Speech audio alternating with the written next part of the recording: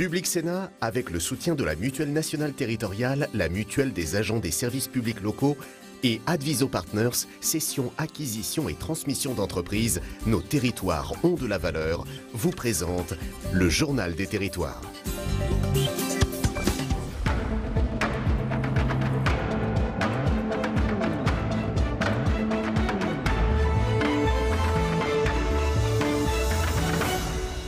Bonjour à tous et bienvenue dans notre émission en 3 parties avec la presse quotidienne régionale, les télés locales de France et le réseau Via Télévision, les Indes radios, 130 radios qui sont nos partenaires sur tout le territoire français et avec TV5 Monde.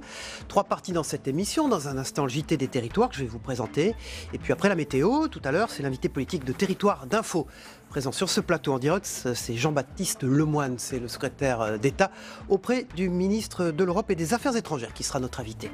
Enfin, la 3e partie de cette émission avec Territoire Sénat et l'actualité parlementaire. Tout de suite, c'est le JT des territoires et je vous y retrouve dans un tout petit instant. A tout de suite. Dans l'actualité de ce JT, les auto-écoles sont en colère. Cette grogne est liée aux nouvelles pistes proposées par des parlementaires pour réformer le permis de conduire.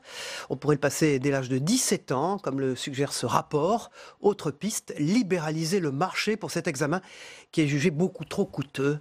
Du côté des auto-écoles, on entend ne pas se laisser faire. Une journée de manifestation en France a été organisée un peu partout. Exemple à Bordeaux, avec ce reportage de TV7, la chaîne du groupe Sud-Ouest, notre partenaire.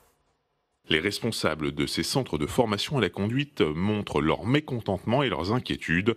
Dans leur viseur, un rapport d'une députée La République En Marche, Françoise Dumas. Ils préconisent un recours aux plateformes numériques ou auto-écoles en ligne pour faire baisser le prix du permis de conduire. Il oscille aujourd'hui entre 1 500 et 1 800 euros dans une auto-école classique. Leurs représentants expliquent que cet enseignement dispensé par ces auto-écoles en ligne n'a de formation que le nom. Et nous avons des salles, nous avons des formateurs, nous sommes en salle en train d'expliquer le code de la route. On ne donne pas un simple DVD à une personne pour qu'il travaille tout seul. Expliquer aux gens ce qu'est telle chose de telle chose, sur un DVD, personne ne lui explique. Nous sommes là, je veux dire, pour recevoir les questions, pour répondre aux questions. Écoutez, moi, c'est de la formation. Ces auto-écoles affichent des prix oscillant autour de 750 euros pour un permis de conduire, soit 2 fois moins cher qu'une auto-école classique. Mais pour ces dernières, ce prix n'est qu'un prix d'appel. Il ne tient pas compte du besoin d'heures supplémentaires. De leur côté, les auto-écoles en ligne expliquent qu'elles obtiennent des taux de réussite de 70% au permis de conduire. Faut répondre les auto-écoles classiques. Pour elles, ce taux ne dépasserait pas les 30% de réussite. Pour l'UNIC, le syndicat d'auto-école classique pensait que le recours aux auto-écoles en ligne pourrait faire baisser le prix du permis de conduire, relève de l'illusion. Elles prétendent peser, elles font croire, elles sont soutenues par le gouvernement et par des gens qui connaissent très peu le métier et qui ont donné des sous, donc ils ont un budget communication qui est assez conséquent. Nous, on est des petits artisans commerçants, donc on n'a pas ces budgets-là. Et on tient à dire qu'on a une réelle qualité de travail et on encourage les gens à bien se renseigner, parce que ce qu'ils vendent, c'est de l'enfumage, ni plus ni moins. Pour réellement faire baisser le prix du permis de conduire, les auto-écoles classiques préconisent entre autres une baisse des charges et notamment de la TVA. Elle pèse actuellement 20% du prix dans l'obtention du fameux papier rose. Elles craignent à terme, avec la généralisation du recours à ces plateformes en ligne, une forme d'ubérisation de leur activité. Et dans l'actualité également, la prime de pouvoir d'achat versée dans certaines entreprises des Yvelines est arrivée. Dans le cadre des mesures d'urgence prises par le gouvernement en décembre dernier, les entreprises qui le souhaitent peuvent verser une prime à tout ou partie de leurs salariés, ne dépassant pas un seuil de rémunération déterminé. La date limite de versement est fixée à fin mars. Reportage à Coignères des équipes de TV78. C'est un des produits phares de la PME Automation 2000, le DGPT2, un dispositif d'alerte et de sécurité pour les transformateurs électriques. Dans cette entreprise, 10 salariés ont bénéficié d'une prime de 1 000 € fin décembre 2018, le seuil maximal de la mesure annoncée par le président de la République. Fin décembre, ça nous a bien aidés. Tout à fait. Je vis tout seul, c'est très dur, payer le loyer, manger. Heureusement que je travaille ici quand même. Et cette prime, ça nous permet, par exemple, d'y aller en vacances. Ces employés sont éligibles car gagnant moins de 3 600 € par mois. Au total, la société a versé 10 000 € au lieu de 14 000 € grâce à la défiscalisation. J'estime que les salariés le méritent de toute façon et je pense que c'est important. Le pouvoir d'achat, c'est un sujet qui travaille tout le monde au quotidien et les entreprises, aussi petites soient-elles, doivent essayer de participer à l'effort. Même situation à la clinique de l'Europe de Port-Marly, un établissement privé de 260 lits. Il emploie 400 salariés, 75% du personnel a bénéficié d'une prime de 200 €, soit 377 employés. On l'a eu rapidement. Souvent, on voit d'abord le versement sur le compte qui arrive, donc on voit que c'était pas prévu. Travailler un week-end sur deux, de 8h à 20h, vous avez une vie de famille, une vie sociale, pour 1 300 €, 1 400 €. Non. Pour moi, je pense que la prime, ça fait plaisir, mais c'est un dû. Il nous a semblé important de donner un signe de reconnaissance à nos salariés qui avaient passé l'année auprès des patients. Ils font tous un métier difficile. Cette disposition est prévue par la loi du 24 décembre 2018. Les entreprises ont jusqu'au 31 mars 2019 pour utiliser cette réforme. Quelquefois, c'est même un peu trop. Aujourd'hui, tout passe par l'informatique. Mail, impôts, factures. Comment faire lorsqu'on est totalement déconnecté de ce monde numérique ? À Marseille, une mutuelle propose des ateliers numériques gratuits, ouverts à tous et adaptés aux besoins de chacun. Des ateliers animés par des jeunes en mission service civique. Yantel Criado pour Provence Azur TV s'y est rendu. Regardez. Saba participe à son premier atelier numérique. Un atelier gratuit mis en place par une mutuelle pour lutter contre la précarité numérique. La plupart, c'est comment créer sa boîte mail, puisque maintenant tout devient numérique, avec les impôts, les banques, tout ce qui est suivi. Donc c'est vraiment partir de zéro, créer leur boîte mail, créer les comptes après sur les sites. Se familiariser avec les outils informatiques. Ici, les ateliers sont animés par des jeunes en mission service civique. Un premier pas dans le monde professionnel pour Clémence, qui accompagne chaque semaine plusieurs participants éloignés du monde numérique. Il y a des personnes bien entendu âgées, mais aujourd'hui, voilà, beaucoup de personnes ne sont pas forcément à l'aise avec l'ensemble des outils. Il y a des personnes en situation aussi, pas forcément avoir les moyens aujourd'hui d'avoir un PC portable, d'avoir des accès ou des choses comme ça. Donc aujourd'hui, vraiment, on s'adresse à tout le monde, des personnes qui peuvent avoir un petit peu des difficultés dans le cadre de la compréhension des nouveaux logiciels et différents outils. Et c'est là que c'est intéressant, c'est que justement, ces jeunes vont pouvoir offrir toutes leurs compétences et leur savoir-faire. Les ateliers sont ouverts à toute personne, pas uniquement aux clients de la mutuelle. Aujourd'hui, Saba découvre l'application qui lui permet de faire ses démarches de remboursement de soins directement sur son téléphone sans se déplacer en agence. C'est vrai que moi je suis encore un peu de l'ancienne génération, toujours papier on pense avoir envoyé, en fait on a oublié. Et là, ce qui est super intéressant, pour moi en tout cas, c'est de pouvoir avoir la carte en direct, parce que mon sac, c'est un sac de femme, et je ne sais jamais où je mets ma carte. Du coup, là, le fait de savoir qu'on peut l'avoir sur le téléphone, c'est juste génial. C'est vraiment super de pouvoir avoir un accompagnement, en tout cas, pour ces démarches. Chaque séance dure entre 30 minutes et 1 heure. Elles sont adaptées aux besoins du participant qui peut en bénéficier chaque semaine gratuitement. Outre l'apprentissage numérique, l'intérêt avant tout est de créer un lien social et lutter contre l'isolement, en particulier pour les personnes âgées. Souvent, ils viennent, c'est leur sortie de la journée, la mutuelle. Donc, ce qui permet d'échanger avec eux. On aborde les thèmes dont ils ont besoin, leurs problématiques au niveau technologique. Mais à côté de ça, il y a tout l'échange social qui se passe aussi. On se raconte un petit peu notre vie, les petits b.a.-ba, on va dire. Donc voilà, c'est un moment d'échange très sympa.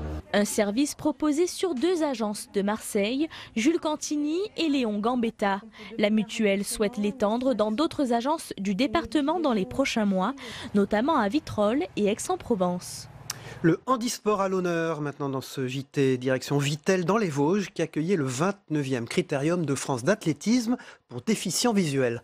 Une centaine de jeunes venus de tout le pays a participé à un triathlon, une épreuve qualificative pour le meeting national qui se déroulera à Paris cet été. Anthony Sabe de Via Vosges y était pour nous. Seuls ou à plusieurs, ils étaient une centaine de jeunes athlètes à participer au 29e Critérium de France d'athlétisme pour déficients visuels au CPO de Vittel. L'événement est annuel et rassemble une dizaine d'équipes venues d'un peu partout en France pour s'affronter sur un triathlon. Avec des épreuves de vitesse, de saut et de lancer, le Critérium est porté par le comité régional handisport Grand Est et permet ainsi aux enfants et adolescents atteints d'une déficience visuelle de pratiquer du sport malgré le handicap. Depuis 89, d'année en année, le nombre a évolué. Au fil des années, il y a eu la politique de l'éducation nationale d'inclusion. Donc les enfants sont rentrés dans l'éducation nationale, n'étant plus en centre. Il a fallu ouvrir cet événement sur des écoles et de nouveaux centres qui eux aussi sont dans l'inclusion. Et c'est aussi un moment de faire se rencontrer, échanger les déficients visuels. Ils ont entre 12 et 20 ans et pour certains découvrent la pratique sportive en compétition, d'autres en revanche connaissent bien cet environnement. Il faut trouver une certaine stabilité, un bon repère dans l'espace. Après, on travaille beaucoup sur la mobilité pour justement éviter que je parte de travers ou que je dévie de ma trajectoire. Cette grande rencontre est soutenue par le Centre pour déficients visuels de Nancy-Santi-Fontaine et quelques étudiants en sport qui étaient présents en tant que bénévoles pour organiser et accompagner tous ces jeunes. On est là en tant que guide avec les enfants, mais aussi dans l'organisation de tout le déroulement de la compétition. Ça nous apprend comment s'occuper d'enfants déficients visuels, parce qu'on peut toucher à tout type de handicap. Aujourd'hui, c'est spécifique aux jeunes aveugles et ainsi de suite. Donc c'est vraiment une plus-value dans l'expérience, dans l'organisation d'une manifestation et voilà, dans la promotion du sport pour les enfants handicapés. Rattaché au calendrier national des compétitions d'athlétisme, le critérium proposé au CPO de Vittel depuis 1989 est qualificatif pour le meeting national de Charletti, rencontre internationale d'athlétisme qui se déroulera à Paris cet été. Cap sur 2030, cap sur Nancy, engagée dans la transition écologique. Le cap est fixé. La ville veut être un territoire exemplaire. Pour mener à bien cette action, 30 objectifs ont été définis sur les 3 années à venir.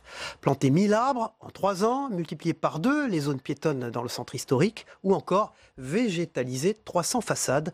Nancy s'est donné les moyens de réussir. Les explications de Jean-François Ambroise de Via Mirabel, notre partenaire. 30 objectifs sont fixés et 90 actions programmées sur les 3 années à venir. Dans les serres municipales de Nancy, Laurent Hénard a dévoilé la feuille de route pour la transition écologique. Le cap est fixé, être d'ici 2030 un territoire exemplaire. Le but, c'est vraiment de changer profondément la façon de vivre des habitants. Je pense qu'à l'échelle d'une mairie, on peut changer en proposant aux personnes de bâtir, d'investir, de faire des travaux, de se déplacer autrement, de cultiver un peu plus la nature, d'en prendre soin, de l'encourager. Donc l'idée, c'est de dire oui à Nancy aussi. Voilà. Certaines villes sont parties avant nous, d'autres partiront après nous, à la rigueur peu importe. Mais à Nancy aussi, on a la volonté de participer à cette transition écologique. Habitat, transport, déchets, énergie, tous les domaines sont concernés. Parmi les mesures, un îlot de fraîcheur va être créé par quartier. Ici, c'est la place de la Croix de Bourgogne qui va être réaménagée dans les prochaines semaines. Autre mesure, pour glisser de la nature en ville, des façades vont être végétalisées. Les travaux ont déjà démarré, comme ici, à proximité du port de Plaisance, ou sur cette façade, rue Pierre-Fourier, derrière la mairie. Partenaire de la ville, l'Université de Lorraine donne un cadrage scientifique aux propositions.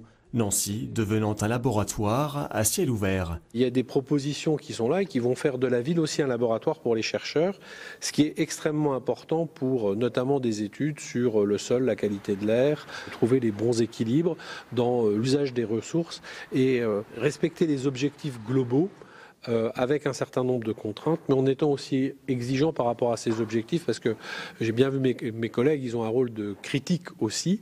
Pour enclencher cette transition écologique, la ville de Nancy va investir 15 millions d'euros sur 3 ans.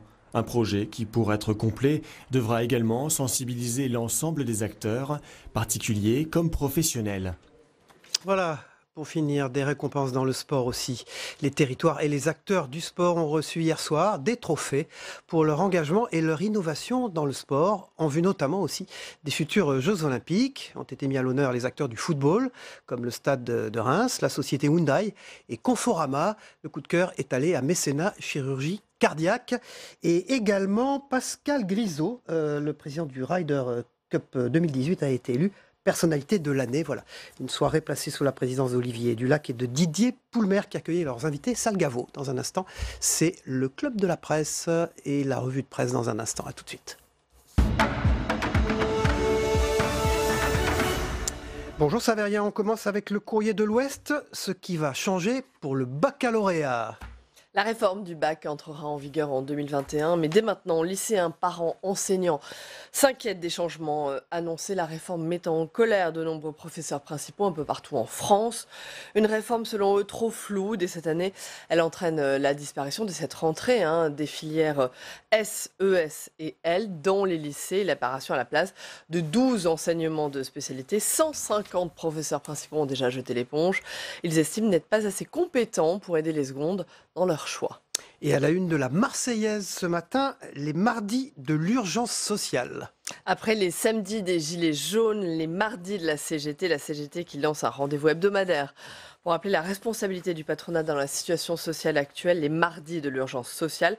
La Confédération Générale du Travail propose de réitérer chaque semaine en parallèle au grand débat organisé par l'exécutif. Grand débat qu'elle boycotte. La centrale syndicale dit réclamer sur le bitume des revendications que partagent les Gilets jaunes, augmentation du SMIC, réforme de la fiscalité, rétablissement de l'ISF ou encore liberté de manifester. Et à la une des DNA, les dernières nouvelles d'Alsace, des journaux du groupe EBRA, votés comme en Suisse. On en a souvent parlé dans cette émission.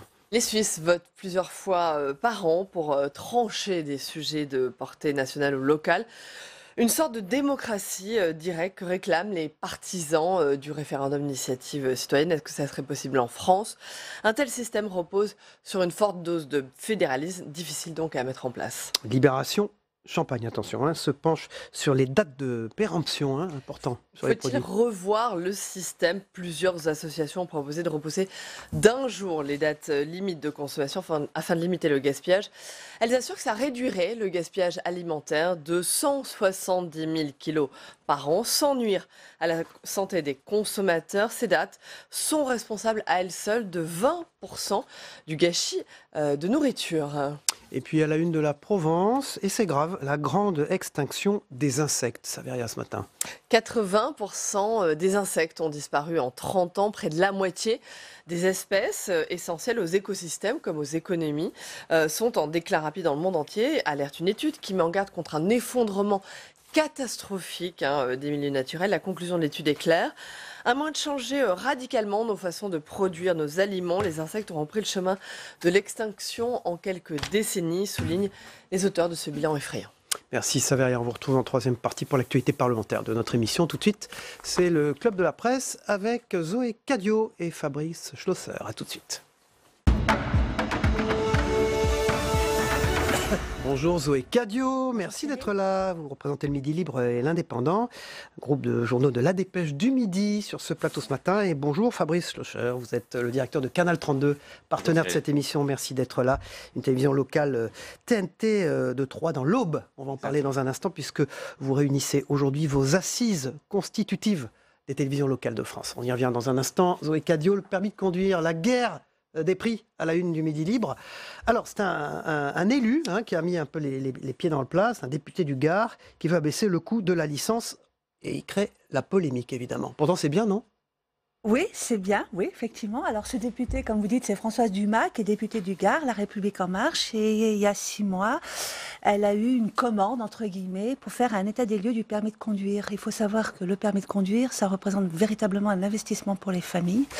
Alors, très cher, oui. C'est très cher. On parle de 1034 €, mais même hier, lors de l'opération Escargot des auto-écoles qui ont manifesté justement contre ce rapport, ils évoquent même un prix de 1800 €. Donc, on voit qu'il y a vraiment des différences de prix. Par exemple, dans l'Hérault, c'est 900 €. Vous voyez, donc c'est un outil indispensable et pourtant qui n'est pas au même prix pour tout le monde. Donc, face à cet état des lieux, il y a un rapport qui a été établi par la députée Françoise Dumas qui remet ce matin ce rapport au Premier ministre. Il y a 23 propositions. Alors, il y en a une qui est très emblématique, c'est celle de la conduite à 17 ans, comme on le voit déjà en Angleterre. Mais attention, c'est 17 ans. Le permis à 17 ans, c'est simplement en France parce qu'il faut savoir que, et l'Europe, et oui, il va y avoir les élections européennes, on ne peut pas conduire partout à 17 ans. Mais en France et en Angleterre. Alors, parmi ces propositions, ce qui met un peu dehors les professionnels des auto-écoles, c'est un risque d'ubérisation. Elle s'en défend. Pourquoi ? Parce que maintenant, on va pouvoir passer en candidat libre et puis surtout aussi, il y a l'arrivée des plateformes. Alors, les chiffres sont énormes. 1 400 000 candidats pour le permis de conduire. 1 400 000 candidats, effectivement, et puis généralement c'est des jeunes, et puis il faut savoir que quand on passe son permis de conduire, on n'est pas sûr de l'avoir tout de suite, donc quand on dit qu'on va payer en moyenne à peu près 1 200 € pour son permis, il faut rajouter, et puis quand vous le ratez, dans le meilleur des cas, c'est 70 jours, quand c'est pas 4 mois, et à chaque fois, ça rajoute. Alors, justement, Emmanuel Macron a évoqué une possibilité de le passer pendant son service national, enfin ça s'appellera pas comme ça d'ailleurs, ça s'appelle service citoyen. Service citoyen. C'est une bonne idée ça? Alors c'est une très bonne idée, comme on le voit déjà aussi aux États-Unis. Vous savez, dans les high schools, on peut apprendre à conduire. Alors ce qui inquiète un peu les professionnels des auto-écoles, c'est que il y a quelques mois, Emmanuel Macron, le président, avait promis une baisse drastique, excusez-moi, du permis de conduire, et c'est ça qui fait sortir un peu les syndicats des auto-écoles. C'est quoi les prochaines étapes là? Alors les prochaines étapes pour l'instant, c'est qu'il va y avoir un état des lieux. Donc il y a eu cette manifestation justement hier des auto-écoles qui a eu un certain succès et qui ont certaines propositions comme pour faire financer le permis de conduire à 0 €. Et ben le principal syndicat des auto-écoles qui s'appelle Patrice Bessonne, il dit faisons financer le permis de conduire par les radars. Alors, je ne sais pas si c'est une les radars très ne bonne marchent idée. plus. Est-ce que vous savez qu'ils ne Surtout marchent qu'ils plus? ne marchent plus. Mais il y a aussi le fait, comme le préconise aussi Madame Dumas, c'est que justement parmi ce service citoyen, les apprendre, et elle dit que on s'aperçoit que quand il y a cet apprentissage plus tôt, il y a beaucoup moins d'accidents chez les jeunes. Et il faut savoir quand même que la France a ce triste palmarès où il y a le plus grand d'accidents chez les jeunes avec la voiture. Permis, la guerre des prix, c'est la une, et à l'intérieur dans la page région, le permis de conduire au rapport. Exactement. C'est le titre du Midi Libre. Merci Zoé Cadio.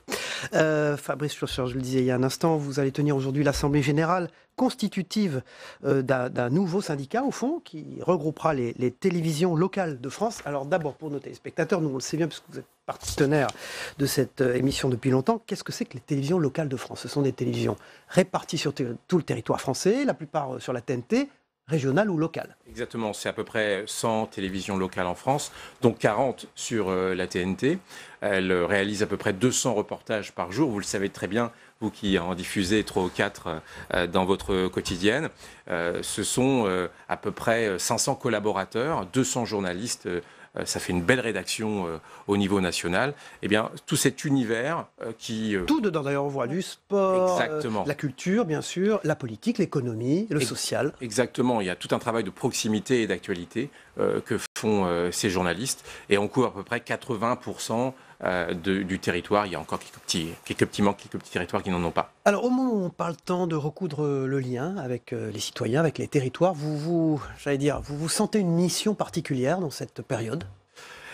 On le voit quand on a ce phénomène des Gilets jaunes et cette actualité assez importante, et aussi son pendant, le débat national. On voit très bien qu'il y a un besoin de proximité, un peu partout, un besoin de proximité de l'État, mais un besoin de proximité aussi de l'information. Et c'est ce qu'on joue tous les jours. On a fait énormément de reportages liés aux Gilets jaunes. On est allé peut-être au-delà des interviews des porte-paroles. On a essayé d'interviewer des personnes qui manifestaient et qui essayaient vraiment d'exprimer une colère ou une difficulté. Vous avez pris le pouls du pays. Exactement. Avant les autres, on peut dire? Peut-être pas avant les autres, je pense que ça a surpris la plupart des rédactions. Mais en tout cas, on a fait ce travail de proximité qui, à mon avis, est très important pour permettre à tous de s'exprimer.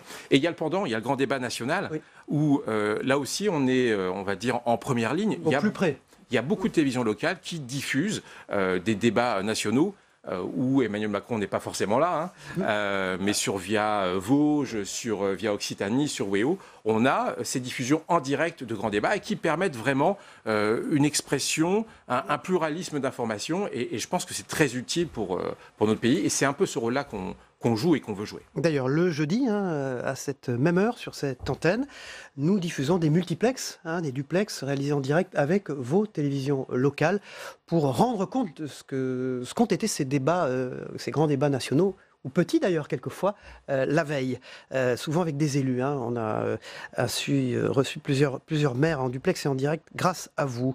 Une loi audiovisuelle arrive, semble-t-il, au printemps. Comment vous allez vous inscrire dans cette nouvelle ère de la télévision qui arrive? Alors on est, on va dire, à la croisée des chemins sur l'audiovisuel, sur la presse. Évidemment, c'est un monde en ébullition qui se réinvente tous les jours, et la télévision, évidemment, doit aussi se réinventer. On va essayer d'incarner ce qu'on est, vraiment des acteurs de la proximité.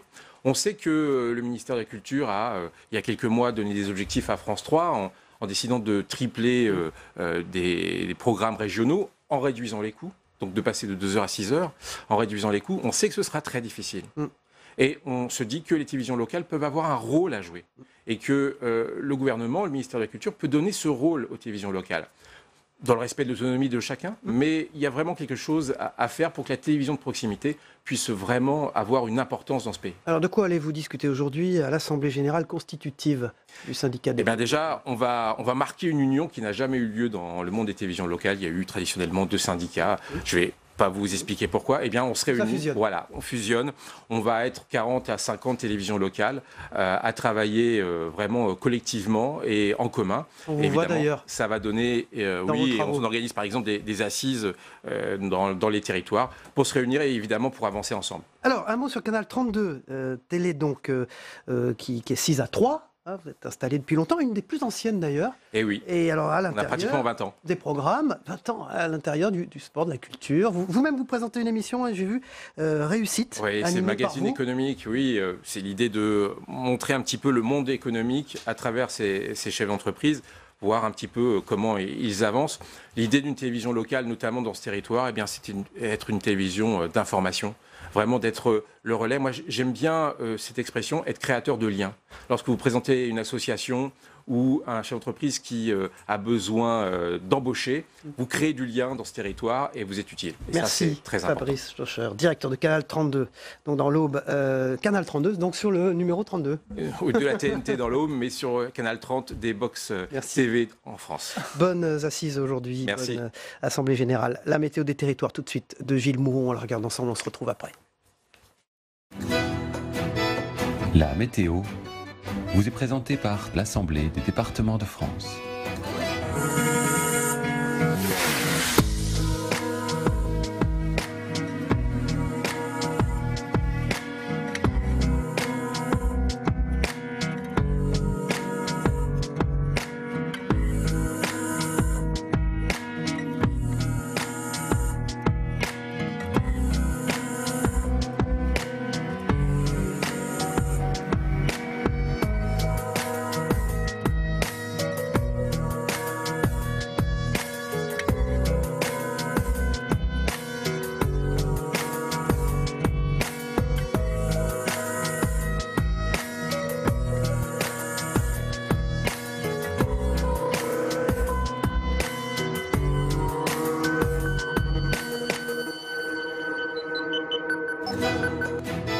C'était la météo avec l'Assemblée des départements de France.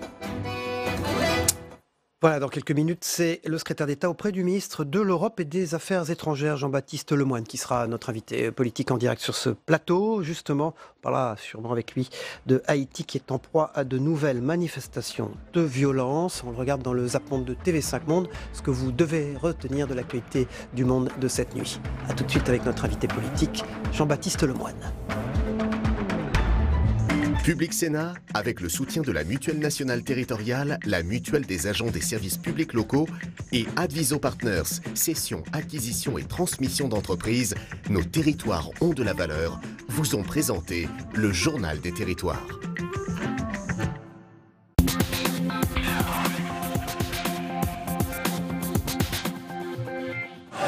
Depuis 4 jours, la même scène. Depuis 4 jours, la colère ne retombe pas.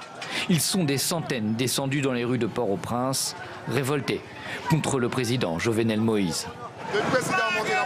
Depuis que le président est au pouvoir, il n'a rien fait d'autre que nous mentir. Il n'a rien dit d'honnête. Il a détruit la production nationale et maintenant, nous n'avons plus rien. Le peuple n'en peut plus. On parle au président, mais il ne comprend rien. Le prix du dollar flambe. On ne peut pas rester comme ça. Alors on ira jusqu'au bout. Il y aura sûrement une révolution dans le pays. Enfin, une parole d'apaisement. Elle est venue ce lundi matin de Matteo Salvini. Le ministre de l'Intérieur italien semble vouloir apaiser la France après une semaine de crise. Je réaffirme que je suis disponible pour accueillir le ministre de l'Intérieur français à Rome ou aller à Paris, et même dès cette semaine, parce que les dossiers terrorisme, brigade rouge, terrorisme islamiste sont toujours ouverts. construire le mur pour assurer la sécurité des États-Unis. Donald Trump l'a répété à El Paso. Il est venu dans la ville frontalière avec le Mexique pour permettre d'empêcher les criminels et trafiquants de traverser la frontière. Mais pour le maire de la ville, républicain comme Donald Trump, le mur n'est pas la principale raison d'une bonne sécurité dans la région. C'est factuellement incorrect. Nous étions en sécurité avant et en sécurité après. La barrière a aidé concernant certaines activités criminelles, mais la raison principale pour laquelle nous sommes autant en sécurité aujourd'hui, c'est grâce à nos forces de police et à nos employés qui assurent la sécurité publique. C'est bel et bien la pire épidémie d'Ebola jamais enregistrée en RDC. Un constat déjà établi depuis novembre dernier, mais ce week-end, nouvelle annonce du ministère de la Santé, la barre des 500 morts a été franchie vendredi 8 février. Pour contrôler la maladie, pas de secret, il faut que la population y mette du sien. Ce survivant l'a bien compris. J'ai présenté des signes au début, j'ai eu peur et c'est ce qui m'a poussé à me rendre volontairement au centre de traitement. En tout cas, celui qui ne croit toujours pas à l'existence d'Ebola a tort et il doit y croire. Si les gens continuent à créer de la résistance et à ne pas se dénoncer, ça peut conduire à la mort.